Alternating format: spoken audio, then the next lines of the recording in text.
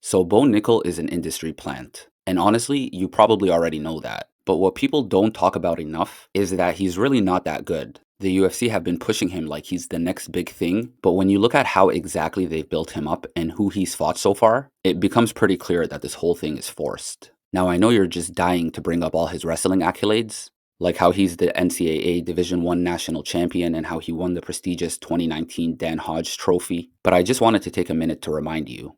We do not care. Yeah, we really do not care at all.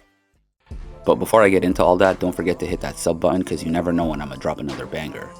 So everything starts in 2022 when Bo Nickal made his first appearance on the Dana White's Contender Series. He went up against Zach Borrego and he got the rear naked choke in the first round. He honestly looked really good in that one. He immediately took the guy down, got his back, and choked him out.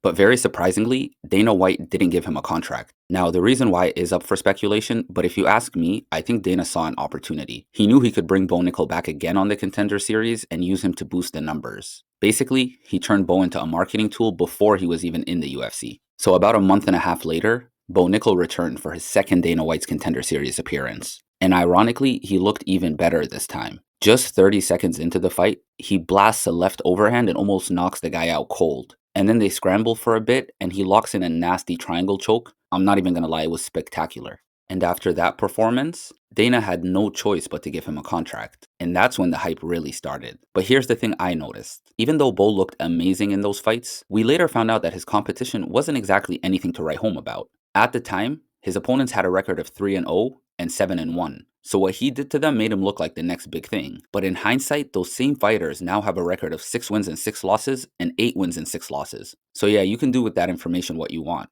But obviously, no one knew that at the time, right? So everything looked really good. He was passing the background test and the eye test, and it really looked like it was only up from there. And honestly, even I thought he was really promising at the time. Because with his wrestling background, you don't have to worry about him being taken down. And that overhand left that almost knocked that guy out, that was enough to make you believe in his hands. So here's where the UFC started messing up. A couple months later, Jon Jones announced his return versus Gane. And when we finally got all the fights on that card, the first thing that stood out is Bo Nickal being on the main card.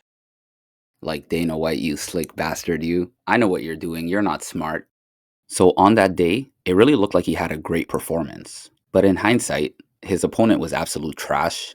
The guy never won a fight after that. And if we're being honest, Bo Nickal had to hit him in the nuts to take him down. Like, look at this guy's face. And the crazy part is, at the time, everyone just ignored it. And without factoring that in, it does look like he had a great performance. But in reality, it was just what he was supposed to do. So after that, he popped up again on the 290 main card. And this time it was against Tresean Gore, who, if I'm being honest, isn't that good, but could have still possibly fraud checked him. But to Bo's luck, Gore pulled out, and then this dude picked up the fight on just a few days' notice. And to this day, I swear to God, I have no idea where they found this guy. Like, I actually think it's possible they manufactured him in a lab right before the fight. He had never fought in anything related to the UFC before that. And on top of that, he was fucking 5'8" as a middleweight. So yeah, Bo knocked his ass out very, very quickly. So yeah, at that point, he was 4-0 in the UFC. And I know that Dana White was just every single time he thought of Bo Nickal. Because looking back at what he did next, this might actually be the dumbest thing I've ever seen. Yes, in case you forgot, Dana White put Bo Nickal on the main card of UFC 300, which at the time was the biggest and most hyped up card of all time.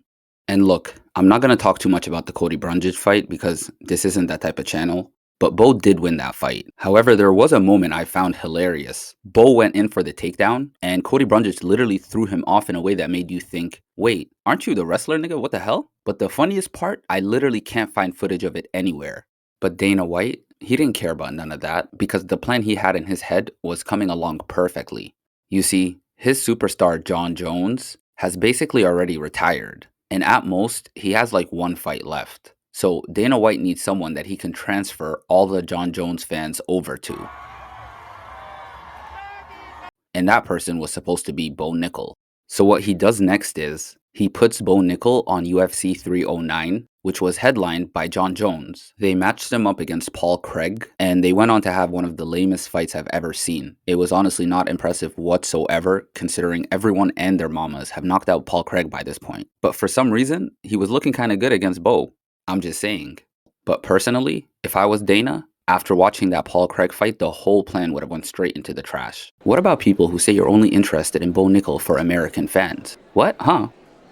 Nickal? Who said something about Nickal? Bitch, you got money?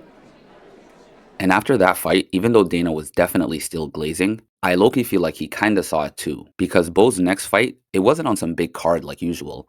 They put his ass on a Figueiredo and Sandhagen fight night, which is definitely a step down. So on that night, he was scheduled to fight Rainier de Ritter, and looking back at it, the odds on that fight were fucking nuts. Like, what do you mean he was a minus 450? That doesn't make any sense. But anyways, he ended up getting fraud checked. He folded to some knees, but in reality, he was just fully exposed. The minute he went up against someone with competent wrestling, they were very easily able to neutralize his. And I'm pretty sure that some people are going to try to convince me that Bo out-wrestled him because he had one takedown compared to RDR 0. And yeah, even though that is true, RDR managed to quickly reverse it, and he ended up getting Bo in positions much worse than Bo had him in. And honestly, right after that, it felt like all his hype was gone. And it's not even about the loss, because this isn't boxing. A loss here doesn't mean as much as you probably think it does. But the main problem was that this loss exposed him as an overrated quitter. And it was basically a wrap from there. Oh, you want to know what I think was the reason why he never panned out?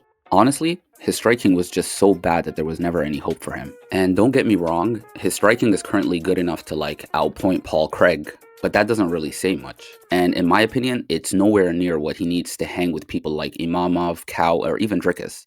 Guys you can't just ragdoll.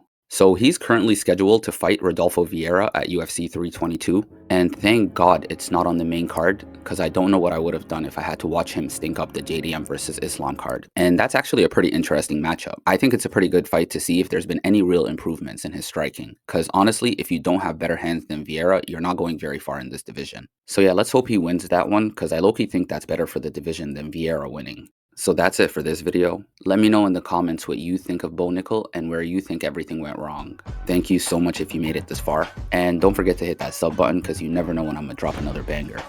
Take it easy until next time, and oh, don't forget. It don't cost nothing to show a nigga love. Are we doing this getting money? Show a nigga some love, nigga. Wabbly dabbly. Niggas out here don't love me, nigga.